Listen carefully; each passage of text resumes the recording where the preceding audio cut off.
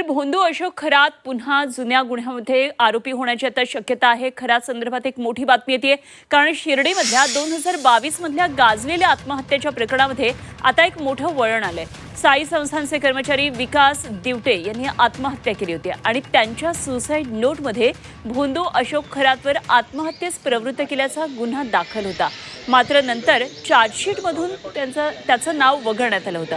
आता या प्रकरणाचा पुन्हा तपास करण्याची मागणी राहता कोर्टाकडून मान्य करण्यात आली आहे आणि त्यामुळे शिर्डी पोलीस आता 2022 मधल्या गुन्ह्याचा नव्यानं तपास सुरू करणार आहेत। या सगळ्यामध्ये भोंदू खरातचा नेमका सहभाग होता का हे तपासातून स्पष्ट होणार आहे आणि पुन्हा एकदा त्याच्यावर आरोपी होण्याची शक्यता आता व्यक्त केली जाते।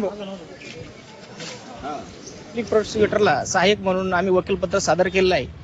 या प्रकरणामध्ये जो काही तपास आहे, जो निपक्षपातीपणे आणि जो मागील जो तपासात काही ज्या त्रुटी आढळल्या, या काही पुन्हा होण्यासाठी आम्ही काल 2 दिवसापूर्वी फिर्याद दिली आहे। मूळ फिर्यादीत म्हटलं आहे की हा तपास पुन्हा व्हावा, एक पुरवणी चार्जशीट दाखल करण्यात यावं। या कामी आम्ही आज कोर्टात गेलो असता कोर्टाने तातडीने, मेहरबान न्यायालयाने तातडीने आयो साहेबांना बोलून घेऊन शिर्डी पोलीस स्टेशनच्या अधिकारी यांनी जी दिलेली फिर्याद ही साहेबांसमोर सादर केली आहे। आज त्याच्यामध्ये ऑर्डर होईल। मात्र तेव्हा त्यामध्ये आरोपीचं नाव वगळण्यात आलेलं होतं का आणि काय म्हणून नाव वगळलं होतं, तेव्हाचा अहवाल काय होता? त्यावेळचा जो काही CDR अहवाल आहे, त्यावेळेचे तत्कालीन जे कोणी आयो होते यांनी तो कसा, जो काही नाव आहे जे भोंदू खरात बाबाचं, हे कसं वगळलं, काय वगळलं, याचाही तपास या पुरवणी तपासामध्ये होईलच। मात्र कोर्टाने आता काय आदेश दिलाय?